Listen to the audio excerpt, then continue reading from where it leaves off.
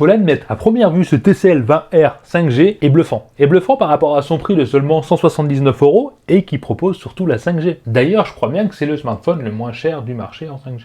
En France. Bon, déjà au niveau de l'esthétique, c'est pas une pépite, hein. On est sur un smartphone simple qui est tout en plastique, on a un dos un peu bleu, sachant qu'il existe aussi en noir, on a même une texture un petit peu poreuse et ça vient prendre quand même légèrement les traces de doigts. T'as dû tilter comme moi tout de suite, c'est que t'as remarqué qu'il y avait l'empreinte digitale dans le dos, et c'est vrai que j'aime pas beaucoup ça, surtout que c'est pas trop à la mode, même pas du tout d'ailleurs. Et moi, personnellement, ça me gêne, dis-moi en commentaire si toi t'aimes ça, moi je trouve que c'est dépassé. Mais bon, voilà, c'est là. Le cadre est pareil en plastique, mais attention, on a quand même des mini rainures dessus. Bon, tu les sens quand même au toucher, ils ont quand même fait un petit effort sur la texture. Enfin bref, le smartphone a une bonne prise en main, il ne glisse pas, ça reste bien, sachant qu'on est quand même sur un grand smartphone, mais qui pèse pas trop lourd, seulement 186 grammes. Pour la taille, c'est plutôt bien. Oui, je dis la taille parce qu'on est sur un écran quand même grand. Ouais, il fait 6,52 pouces, bon on est sur des LCD en FHD+, mais qui propose quand même un taux de rafraîchissement de 90 Hz, et ça pour le tarif c'est très bien. Sachant que l'écran propose une très belle colorimétrie. Alors oui, pour le tarif, moi j'ai été bluffé, surtout pour un LCD, on a des couleurs vives, c'est agréable à regarder, c'est vraiment très sensible. Bon, le résultat est très bon, bravo TCL pour ça, et d'ailleurs t'as un logiciel qui te permet d'améliorer ça automatiquement. C'est peut-être à cause de ça que les couleurs sont bonnes, bon ça te permet de régler les températures des couleurs, c'est un truc qui va augmenter la brillance, je sais pas si c'est vraiment efficace, en tout cas l'écran est beau et réactif. On va dire que le seul défaut à cet écran, ça va être la luminosité extérieure qui est quand même limitée parce qu'il monte au maximum au pic à 500 nits, et il faut dire qu'en plein soleil, ça reste limité. Et aussi ces rebords qui sont quand même un petit peu épais avec l'effet goutte d'eau au-dessus pour la caméra. Bon, moi je suis pas fan, après ça reste un téléphone entrée de gamme, je vais pas trop chipoter, mais voilà, c'est pas l'innovation esthétique de l'année quoi. D'ailleurs l'empreinte digitale, je t'en ai parlé rapidement, mais il faut dire que ça doit être gênant dans le dos, en tout cas moi j'aime pas, mais c'est extrêmement rapide, tu poses ton doigt dessus, bon ça se déverrouille super rapidement, à partir du moment que tu as posé le doigt au bon endroit, tout de suite, si tu vises bien quoi. Mais bon, si tu n'aimes pas ça comme moi, tu as la reconnaissance faciale qui est très efficace. Et oui, bizarrement, ça fonctionne très bien, ça va plutôt vite, mais le défaut, c'est qu'il va falloir toujours appuyer sur le bouton de verrouillage, que oui, tu ne peux pas tapoter 2 fois sur l'écran, ou lever le téléphone pour activer la reconnaissance faciale. Il n'y a pas cette option, j'étais dans les paramètres, j'ai pas trouvé tout ça. Et c'est quand même un petit peu dommage. Oui, parce que ce TCL 20R 5G fonctionne sur Android 11 avec la surcouche de chez TCL, la TCL UI 3.0. Alors franchement, à première vue, je vois pas de différence, on est clairement sur du Android, légèrement modifié, mais légèrement modifié bien, parce qu'il y a quelques petites options que j'aime plutôt pas mal. Déjà, la première, tu vas slider avec tes 2 doigts vers le haut, et là, ça va t'ouvrir les applications cachées secrètes. En fait, ça va être un endroit où tu cacheras des applications, bon, c'est facilement accessible, mais il faut y penser, et tu pourras mettre tes applications cachées de sécurité. Deuxième truc que j'aime plutôt bien, moi qui n'aime pas les tiroirs d'applications, sache que dans ce tiroir d'applications, tout sera organisé par catégorie. Les jeux, logiciels, réseaux sociaux, tout sera en catégorie, et en plus, tu peux le modifier. C'est simple, mais c'est bien. Tu peux aussi diviser l'écran en deux si tu veux regarder 2 applications, en slidant les 3 doigts vers le haut, donc c'est quand même très bien. Et une option que j'aime bien, c'est que tu peux faire aussi le mode une main, c'est-à-dire que tu vas rétrécir l'écran directement, et tu pourras naviguer avec une seule main si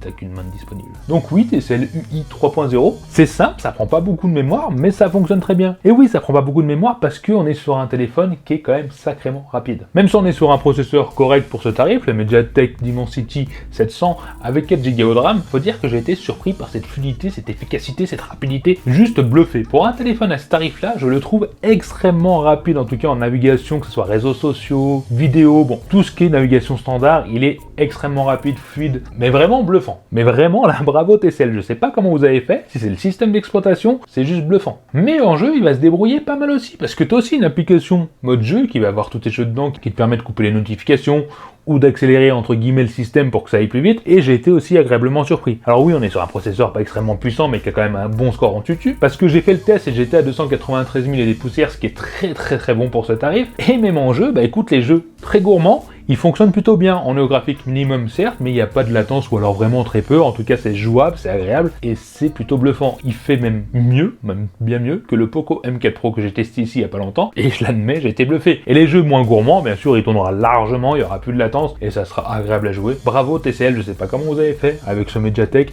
mais c'est juste très bon pour ce tarif. D'ailleurs, on parle de 5G, mais sache qu'on a quand même un tiroir double nano SIM, ça je te l'ai pas dit, ou alors une nano SIM et une micro carte SD si tu veux étendre la mémoire. Et le truc qui est bien aussi par rapport à ce Mediatek, c'est qu'il consomme très peu de batterie. Alors sache qu'on a une batterie de 4500 mAh et une autonomie plutôt convaincante. Oui, parce que je dis convaincante parce que j'ai tenu la journée largement en jouant, en naviguant, réseaux sociaux, vidéos, YouTube, Netflix, etc. Bravo TCL pour ça. Mais au niveau de la charge, c'est moins impressionnant parce que TCL, tu as un chargeur 10 watts dans la boîte. Je vérifie parce que j'ai l'impression que j'ai des conneries. Oui, d'ailleurs, en vérifiant, je peux te dire, la boîte, c'est une daube pas possible. Là, le portable pour l'instant est bien, mais au niveau de la boîte, c'est un emballage digne des premiers prix à 50 balles, quoi. C'est bien ça, on est bien sur un chargeur 10 watts.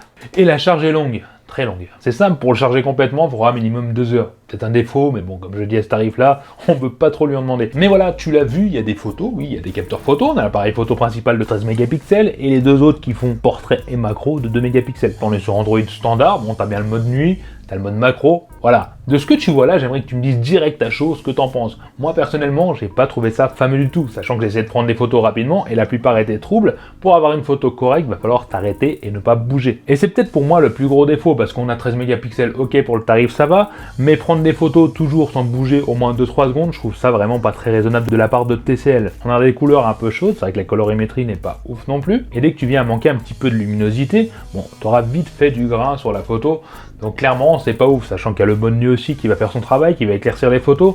Voilà, il faudra toujours pas bouger, t'auras beaucoup de grain sur les photos, et clairement, non, c'est pas exploitable le mode nuit. Pour moi, faut l'oublier. Pour ce qui est du selfie, pareil, c'est encore plus tendance à tirer vers le jaune. Les couleurs chaudes, clairement, mais la qualité n'est pas mauvaise. On est sur du 8 mégapixels. En tout cas, en pleine luminosité, ça passe. C'est que tu viens avec un petit peu moins de luminosité en intérieur. Bon, c'est juste dégueu, faut l'avouer, c'est pas terrible du tout. J'ai été quand même agréablement, j'ai été quand même très déçu. Mais on peut pas être agréablement déçu. Et pour la vidéo, bon, nous voici en 1080p, 30 images par seconde. On regarde la stabilisation, là je marche un peu avec le pas lourd. On va voir ce que ça donne, on court un peu, hop, et un petit autofocus. Bon, il est présent, ça va, ça fonctionne plutôt pas mal. À voir. Nous voici en 1080p, donc en frontal, en 8 mégapixels. Bon, alors sur l'écran, je vois pas grand chose parce qu'il y a le soleil, mais ça a l'air pas trop mal. En tout cas, ça fait son taf. Bon, toujours pareil, en mode selfie, c'est des couleurs bien chaudes, je suis un peu jaunâtre. Et pour le 13 mégapixels, bon, c'est pas fameux, c'est pas nul non plus, en tout cas le son était pas mauvais, mais l'image n'est pas ouf, la stabilisation il y en a pas. Bon voilà, c'est clairement pas un smartphone optimisé pour la photo et les vidéos, ça dépannera, c'est sûr, mais c'est pas son point fort. D'ailleurs, je viens de me rendre compte que j'ai complètement oublié de te dire que le smartphone était seulement en mono, on n'a pas de stéréo, et le son est puissant, mais bon, la qualité, pour ce prix-là, voilà quoi. C'est de l'aigu, ça crie quoi, peut-être un petit peu de medium. En conclusion, c'est dommage, on aurait eu un smartphone très bon, faut l'avouer pour le prix, mais la photo vient gâcher quand même tout le reste. Alors oui, si t'es pas un fan de photos, tu veux tes photos de temps en temps pour les bonner, franchement pour le tarif, moi je le trouve excellent, même si je l'aime pas esthétiquement, même si l'empreinte digitale dans le dos ça me dérange, etc. Mais faut dire qu'il est fluide, il est super réactif, l'écran est très bon, t'as des options plutôt sympas sur TCL, et en plus en autonomie, il se débrouille très bien. Et surtout, la 5G pour moins de 200 balles. J'aimerais bien que tu me donnes ton avis en dessous, ce que t'en penses, si la photo pour toi c'est rédhibitoire, si tu dis next, ou si au final t'as été surpris et impressionné par ce TCL, qui se débrouille plutôt bien, surtout pour son tarif. Allez-y, lâchez-vous dans les commentaires. En même temps, lâchez ce pouce bleu si vous avez aimé la vidéo, et abonne-toi si tu n'es pas un truc qui tient. Allez, à la prochaine, bye. Allez, à vous, t'as aimé la vidéo. Lâche-moi un petit commentaire en dessous pour me dire ce que t'en penses. Abonne-toi, sinon tu seras marabouté par les yeux de tout qui tient toute ta vie. Viens vite me rejoindre sur les réseaux sociaux et mate ma dernière vidéo juste ici. Allez, je compte sur toi pour la prochaine vidéo. Bye bye.